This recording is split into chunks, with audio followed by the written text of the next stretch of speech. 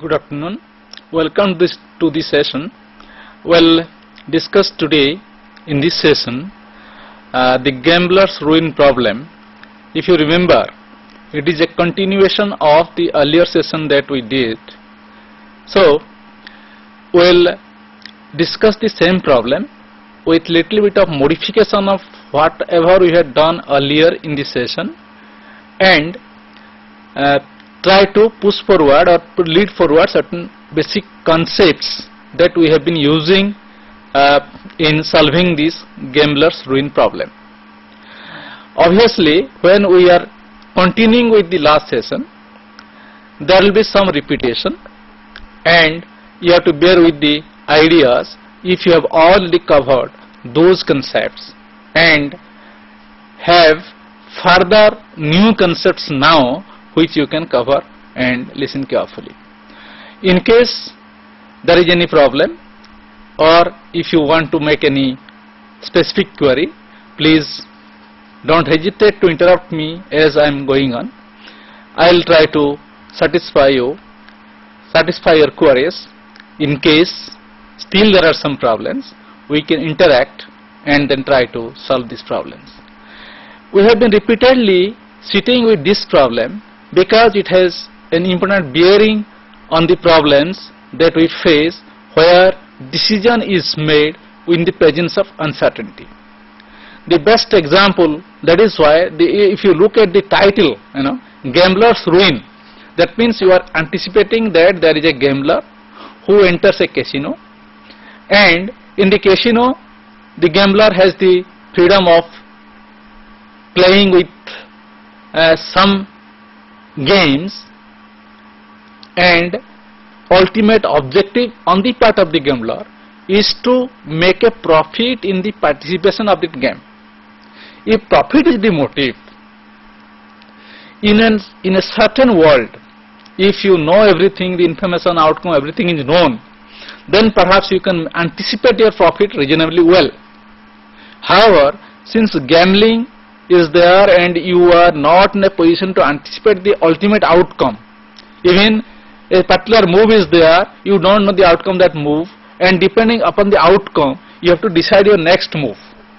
Hence the outcome is uncertain. In uncertainty, how do you proceed? How do you quantify the probability of winning or losing a game? As the title shows, we are already working with a negative connotation. The negativity is coming because we are speaking of the ruin of the gambler. The moral is, don't play gambles because you may ruin yourself in the process. That is why the problem is gambler's ruin problem. Let us not devote more time on this because we have already discussed the background of this gambler's ruin problem in our last session. In this session, we want to basically deal with two basic concepts. One, you allow the gambler to play when the game is unbiased, okay, and try to infer or draw your inferences on the outcome of the unbiased play, unbiased game. We have discussed this problem with little bit of more example in the last session. Why we are doing it today is to extend from unbiased game to biased game and try to find out the solution for that. So let us start with the unbiased game. And if you want to recollect what we have been doing in the last session, or we are going to still extend the results of the last session today, is, say there is a gambler, there is a casino, and the gambling is going on in the casino. There the probability of winning or losing the game is decided. How do we do it? For proper understanding of the game, you have to have a knowledge of the initial capital. How much money you are having in your pocket while entering into the casino. Okay? Now because money matters here, because suppose you are walking into the gambling place with 10 rupees or 20 rupees or 30 rupees. That means if you keep on losing, because your winning time is not known, you keep on placing your bets. You may win, you may lose in a particular bet, and you will be allowed to play in the, or you will be allowed to stay in the game as long as you have money. The moment you are out of money, your total balance of money becomes zero. You will not be allowed, so you have to play anymore, so you quit the game. That means the initial amount of money that you are having with you plays an important role in deciding how long you are going to play and how you are going to play, whether there is a possibility of winning before your money runs out. That is first condition that you have to keep in mind.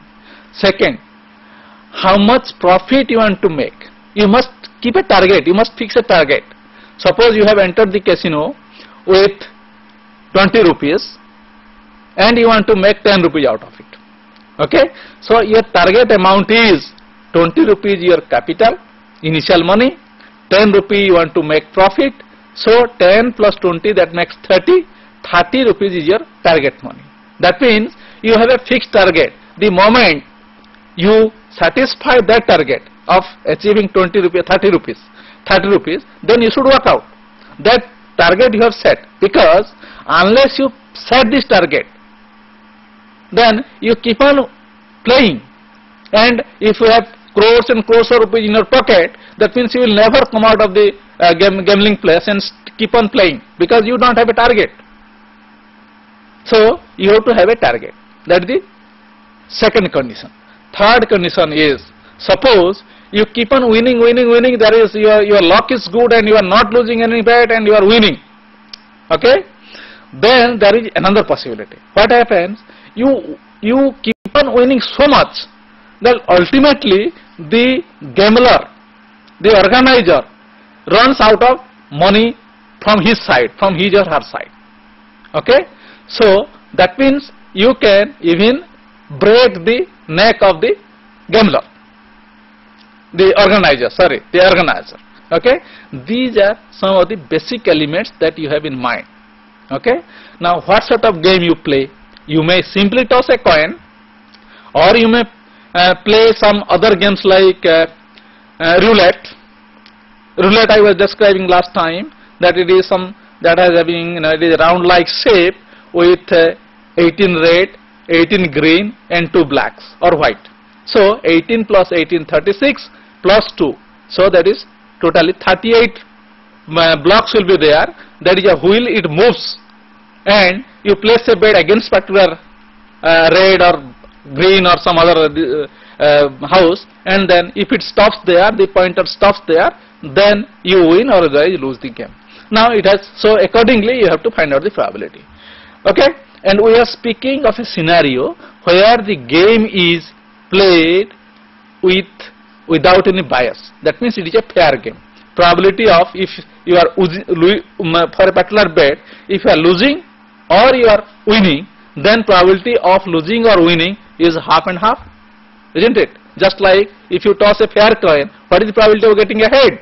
Half. What is the probability of getting a tail? Half. So equal probability, half and half. So probability, if you lose, if you add them together, losing, probability of losing and probability of winning, then what will you get? Suppose if you win, you get 1 rupee. If you lose that amount of money. That is, it is minus 1. So if you take the total winning and losing side together, then you get a 0, isn't it? We'll come to that. So this is the basic idea of the fair game. Probability of winning is equal to the probability of losing the game. Okay. Now with this, perhaps it will be better to go back to the problem straight. Okay. So look at this slide now. It is already appearing there on the screen. Please see. I was telling you the case of a fair coin, and so fair coin means probability of winning is half. I need not explain this eloquently. You have known this, and we have discussed this in the earlier session also. Now your problem here is, what is the probability of gamblers winning this game? Okay. Now let us fix the probability to be W. So that is probability. W is nothing else, it is a probability. Now the random variable is equal to the gambler's gain. Now, if you look at the slide again in the second page, what is happening there is we are specifying the variables here. Now, the G is equal to the gambler's dollar gain. Okay, you can speak in terms of rupees, but I have put it in dollar terms, so let us discuss only in dollar terms. That doesn't make much difference. Okay, then what is your gain? Gain is equal to, you look at the second line, gain is equal to your T minus N. What is T and what is N? N, I have told you that you have to have some initial capital. So here small n that we have written is your initial capital, and T is your targeted amount. You know how much money you want to make at the end of the gambling. That is total money you have with you plus the profit you want to make. Okay, so that is the target amount. So T is the target amount. Now obviously, if T is the targeted amount, N is the initial amount you have, then obviously your gain is G. That is the profit you have. That is the intended profit. Okay. Now what is that is the profit side. Now look at the last line. It tells you the G could be equal to minus N as well. What does it mean? Because N is your initial amount. If you are losing the entire amount, okay, then the money that you had with you, that is N, has gone out of your pocket, so that is your gain is minus N. Okay. Now so loss is equal to minus N. That is the gambler's loss. Now as usual, we now work out what is the expected winning value of this game. Okay. So gain is the term that we are using for G. So expected value of G, look at the equation there, second line, that is probability of, W is your probability here, probability of winning this, and then you take out the probability of losing it, ultimately you get WT minus N.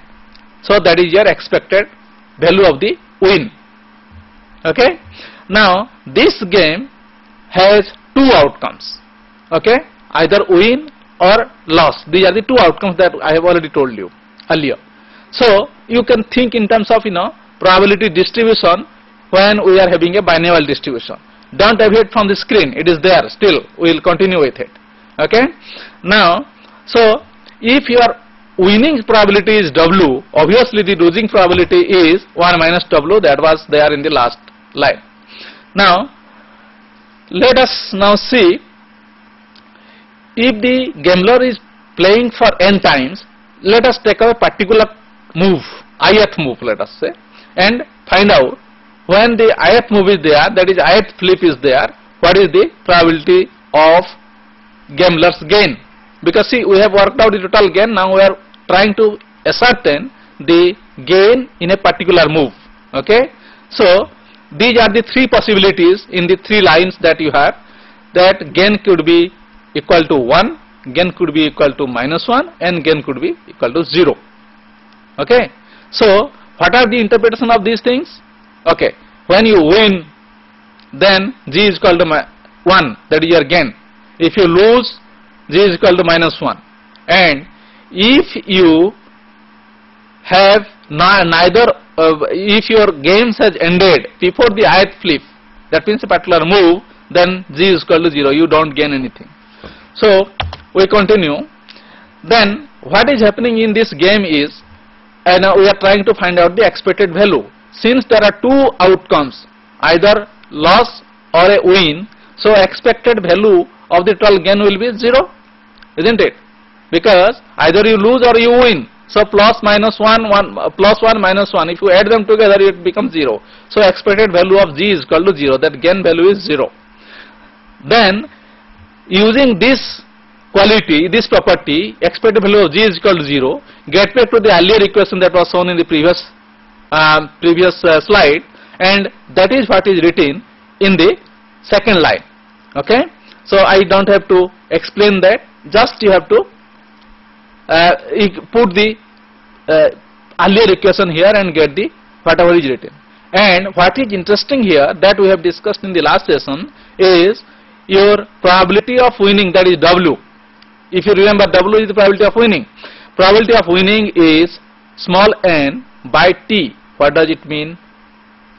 N is your initial capital, isn't it? T is your target amount. So the probability of winning for a gambler, if it is a fair game, is T by N by T. That is how much money you have in your pocket and what is the target you are fixing. Target is total money that you have carried with you plus the profit that you have decided to earn in a particular session. Okay. So this is an interesting result. See, your probability of winning depends on two variables now. How much you have carried, how much money you have carried with you, and what is the target. Now let us extend this little bit further. You need not deviate from the screen. I'll just open the next screen, but then let me explain the earlier result. And this example that is appearing on the screen is there related to your earlier result only. So suppose you have walked into a gambling place with say 1 million rupees. Okay, 1 million is a big amount. Then your target you have fixed during this session of your gambling is, let us say, 100 rupees. Okay, so you have walked into the gambling place with relatively a big amount of money. So your N is big. Your target is not that big because you want to make a profit of 100 rupees. Okay, you are entering the casino with 1 million rupee and wants or proposes a profit of only 100 rupees. So your probability of winning is little bit higher, isn't it? Because N is equal to 1 million and then your target is 1 million plus 100, so 1 million and 100 rupees. So just divide, you get it. Now if you go back to the slide now, you get the same insight that is there explained. Okay, come to the slide again because that is important. The example is there. It is just appearing. Slide please. In the example, what we are doing is, we are saying that you have just about $100, okay, and you have participated in a game, again flipping of coin, and each time you bet only $1 and you propose to win 100 rupees. So 100 rupees is your profit. Now you have come to the gambling place with 100 rupees. You want to make a profit of 100 rupees. So your target in this session of gambling is 200. Now what is the probability of your winning this amount is just half. Look at the first dot's last line. Okay, so that is probability of winning is equal to half, and that is what happens in a game when it is played in a fair way. Okay, so probability of winning that game was half and probability of losing obviously equal to half. Now moral of this story is, if you have, we'll come to that result more specifically, but you must conclude now that if you are entering into a casino with a relatively huge amount of money and keep a moderate target, then there is a good chance that, or maybe 50-50 chance that you may come out with your targeted amount, because probability of winning is half there. We have just seen it. Now look at the slide. Here what we are trying to say. Okay, here we are trying to say that, okay, if you have a fixed amount to win, if you have target of a fixed amount and your initial amount of money is fixed, that means if you have entered into the casino with 100 rupees, you need not ring back to your house again to get some additional support from your house. No, that is fixed. Okay, so your initial amount is fixed, the money that is with the gambler, the organizer, is fixed, and if the game is played fairly well, then obviously the outcome is fairly well known. Okay, now the second part of the slide shows you what I was telling you. It is, instead of 100 rupees, you have walked into the gambling place with $1 million. That is 1 million is how much? 10 lakh. Okay, now if you have walked into the gambling place with about $10 lakh, and you want to have a moderate, if you have set a moderate target of earning around $100, then obviously you have a fair chance of, or you have one chance of winning the game. Now what is the probability then? It is worked out in this slide. Okay, look at the last line of this slide. 1M means 1 million, that is your initial money, and your target amount is 1 million plus $100 or 100 rupees, whatever you say, it hardly matters here. So if you divide this, it is almost 1, because 1 million is in the denominator, and the denominator there is almost 1 million, because 1 million plus 100. Okay, so it is almost 1, that is why it is coming 0.9999 something. So it is a probability of winning a moderate amount when your initial stock of money is little bit higher, is much higher. That is the lesson that you are learning from this illustration. Okay, so let us go to the next part. Here we have been, before explaining this slide, listen to me first. See, I was telling you that we are playing a fair game. Now take the case of playing an unfair game. What will happen?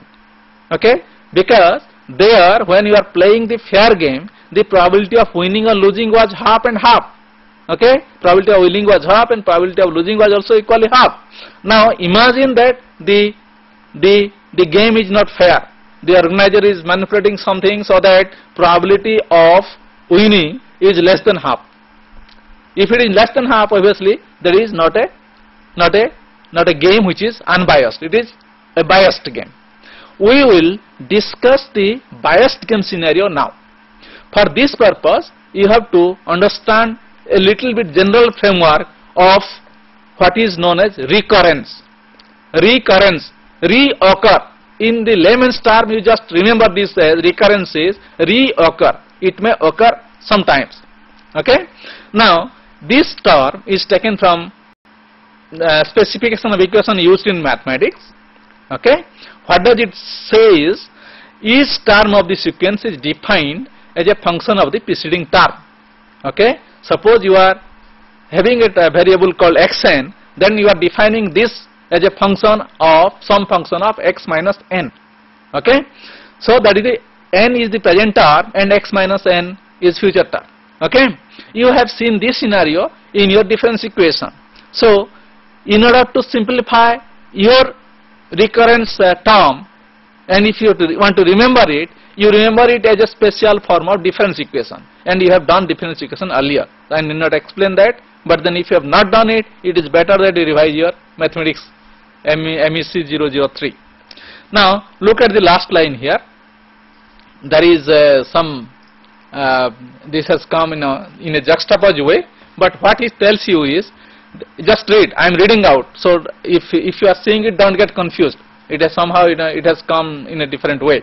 That is, first term is x n plus 1. N plus 1 is the subscript here. Okay. Now you come to the second term, equal to So in the right hand side, first term is r x raised to the power n. Okay. And in the bracket, that is 1 minus x raised to the power n. Not raised, it is subscript, I am sorry. So let me repeat. First term is x referring to the period n plus 1. If n is the current period, that means you are looking for the next period, one period ahead. That is why it is x n plus 1. And right side is, you take a constant sum r, take the current period, that is xn, current period x subscript n. Okay, not superscript. And within the bracket, that is 1 minus xn. Again n is the subscript. That means you are deducting xn from 1 and taking the multiple of it. That is the equation, and that is how you represent the equations on recurrence. Okay. So let us go to the second part of this recurrence problem. We are trying to define this concept. Okay. Now in order to understand how the things reoccur in a sequence, okay, you just have to remember the series constructed by Fibonacci. So that is the number, that is the person who has given us this concept. Okay, in order to understand this Fibonacci series, you just look at the equation there, which is giving you Fn is equal to Fn plus 1 or n minus 1, because Fn, so you are taking the account the past values. Okay, so if n is the present, then you are taking the past value in the first term of the right hand side and past 2 periods value back 2 periods in the second second variable. Okay, so if you write like this, okay, and then put the value of put the value of n equal to 1 and work out. Similarly, if you put the value of n is equal to 2 and work out, and restrict the value of f2 is equal to 1, then you get a beautiful series. Because see, we are trying to understand the sequence that will come up, the series that will come up if you solve this equation by putting different values of n. So this is what is done in the next slide, and look at the first point there. The series you get is a beautiful series 1 1. See, you are assigning value n is equal to 1 in your equation. You are getting a series like this 1 1 2 3 5 8 13 21 34 55 and 89. See this series. I mean, if you neglect 1 1, or if you even if you start with 1 1, then what is the series you are getting? Try to fill up this gap. How can you fill up this gap? That is a problem. I am leaving it to you. It is easy. If you know the equation, you just see first term is 1, second is 2, 3, then you don't have 4, you get 5, then again you get 8. So what is happening? You know, the present value, the current value that you are getting, 8 for example, is depending on the previous value. Okay, so it keeps on increasing like that, and that is what I am trying to tell you to work out as a problem. And why are we using this thing? We are trying to solve the recurrence problem, which tells us that the current value is somewhat dependent on the past value. That is why, and this series, each letter, each number that we are getting in the series is dependent in some way to the previous value that we are saying. Now, if you want to try to solve this problem, you have to take the help of matrix algebra. That is not discussed here, but then remember the essence of that. Okay, so that was all about the recurrence as a concept. Now, why are we using it here? We started by saying that, okay, we have seen the outcome in a fair game. Now, what is happening to the outcome when the game is not fair? That is why we are trying to look at the series, and this is what we are again trying to get back to the some basic ideas, like what is the probability, what is the target amount, and what is the probability of winning. These things are given in this slide, and the essence of this slide is to see how we solve this problem. Again, there is some problem there. Again, it is t is less than n is less than 0, because what it is trying to say is your money you have taken is less than the money that is there with the organizer of the casino, and you must enter into the casino with some money. That means you can't walk into a casino with 0 money and still want to win something. If you have this constraint take into account this constraint, then obviously you try to solve this problem, and ultimately you get an equation like the one given in the last but one line. Okay, which is Wn is equal to probability and winning at n plus 1 period, and probability of winning at n minus 1 period, n minus 1 and minus 1 both, I am sorry. So then if you solve it, if you remember, you solve this type of equation using the difference equation. Okay, so now you can solve it. We will omit this part, but then I am just for your benefit, I have just written down what could be the form of solution here. Okay, in the second line, that is the solution. That is not very important to us. We will just go back to the terms. Just remember that for W you are using winning winning probability, and then P and Q that you are using is probability of losing and probability of winning. So you get a solution, you get an equation like that. Now as a solution to this, again something, and I'm sorry really, I just couldn't realize it.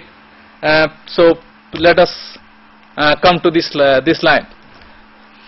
So here, if you want to say, if you solve that equation, then you get probability of the gambler winning this is the right hand side Q by P and raised to the power N.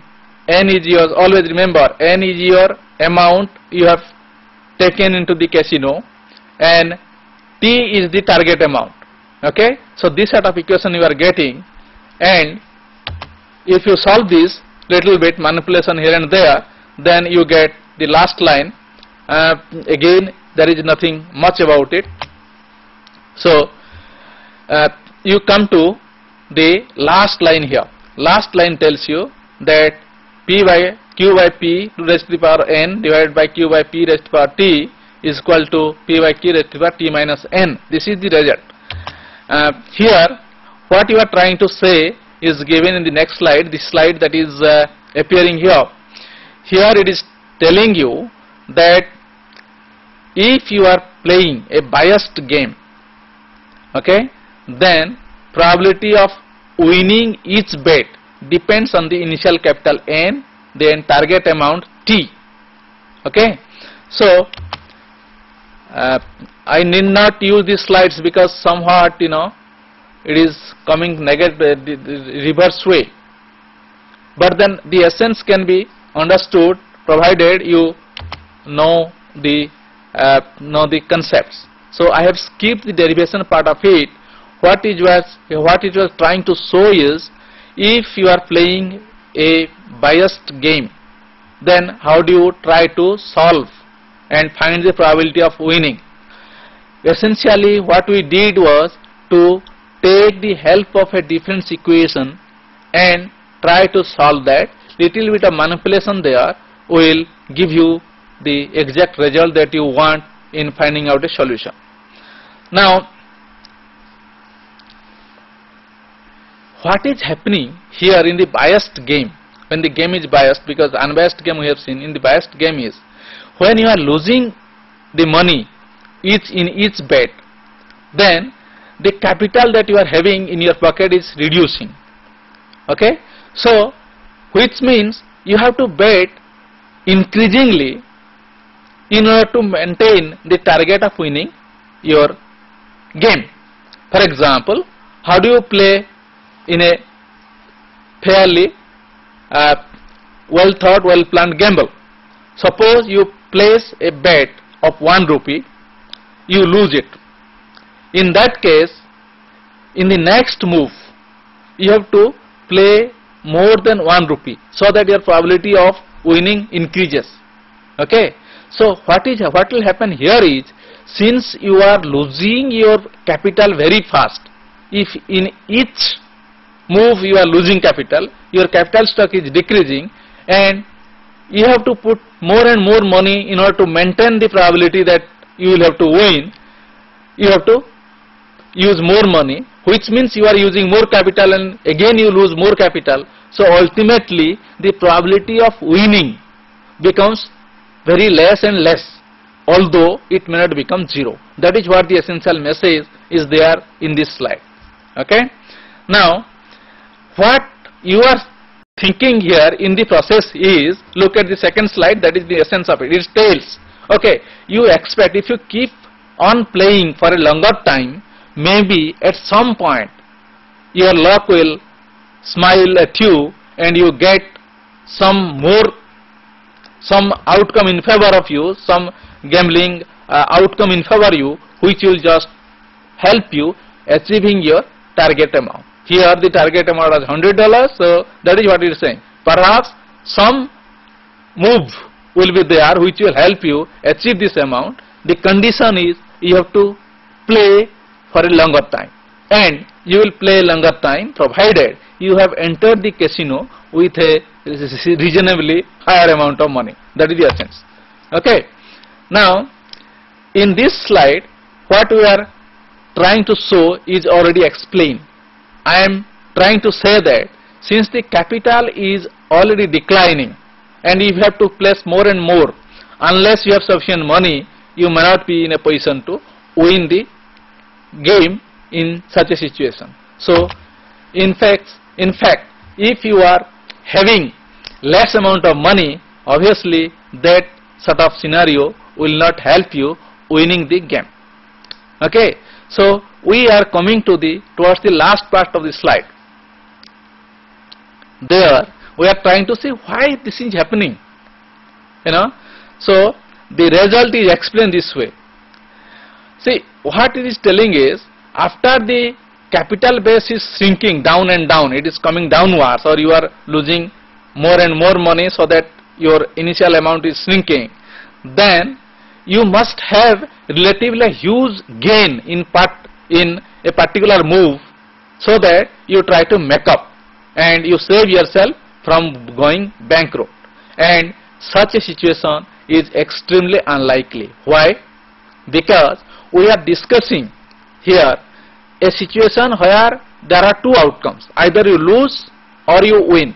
So that is just as a binomial series expansion. If you do try to work out the probability, then towards the end, if you have seen the distribution representation, the binomial distribution, look at the tail part. It is extremely, that will tell you that it is extremely unlikely event to happen.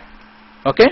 Now with this is the unfair game. What are the essence which has not, the points which have not been shown in the slides can be explained this way. When there is a biased game, let us start little bit of review of what we have said. If there is a unbiased game, you know the probability, and the outcome depends on how much money you have carried with you, that is the initial capital. What is the target amount you have fixed, that is how much profit you want to make. If the initial capital is relatively higher level, your intended profit making intention or intended profit is relatively moderate. That is, if you have gone to the casino with say 1 million rupees, you want to make a profit of 100 rupees, then probability of winning is very high. That happens in case of a fair game. What is happening in the unfair game? That probability reduces even if you have huge amount of money, because here the probability of downward swing is much higher and your capital base shrinks unless you have a very good outcome which just compensate all the losses you have made.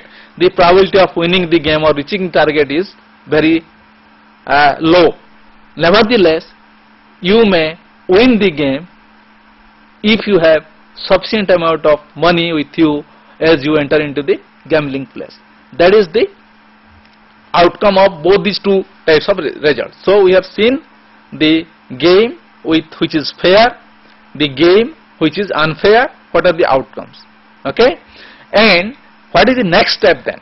Next step is how long you will be there in the casino. If you have entered, by now you know what is a fair game, what is unfair game, then how long you will be there in the casino. So in the technical term, what is the duration of that work? How long? So that tells that if you work out, and it is explained, if you work out, then you must leave the casino when you are ahead. That means when you are making profit, just leave there. You don't go on extending your profit target and then ultimately ruin yourself. Okay, so right time to quit is when you are making a profit, just walk out. Okay, now from this we will try to draw our inferences on the law of large number, probability law of large number, and probability law of weak number that we have seen. So these are the two basic theorems that will be covered in this chapter, and that finishes the gambler's ruin problem in your study material. So we have another couple of minutes, and let us summarize the outcome of the session. First, we try to discuss the conditions under fair game. We said that the probability of winning can be judged, or you can quantify the probability of winning if you have the knowledge about the initial capital, your target fixed amount of money that you want to make as profit, and then we said that, well, I mean, probability of winning is nothing but the n by t, where n is your initial capital, t is your target amount. Now we worked down, we then extended it to the situation of unfair game. We found that the results there are not as simpler as we got in case of fair game, because here the capital that you have taken with you shrinks very fast, increasingly it shrinks. So if there are swings, up and down swings, and if some swings doesn't occur which compensate all your past losses, then probability of winning the game becomes extremely difficult. Nevertheless, if you have sufficiently large amount of initial capital, you can always work out winning the game. These are the two basic results that we have seen, and with this we are trying to finish the probability on the how to estimate gambler's ruin problem. And if I say before I close a simple word, when decision is taken with uncertainty, this is how you must develop a frame of carving out a decision or quantifying the probability of decision. That happens with sufficient information, with insufficient information, and basically we are trying to work out solutions when information is limited. Okay, so from next time onwards we will look into the information scenario while analyzing the uncertainty decision making. With this I conclude this session. Thank you for attending.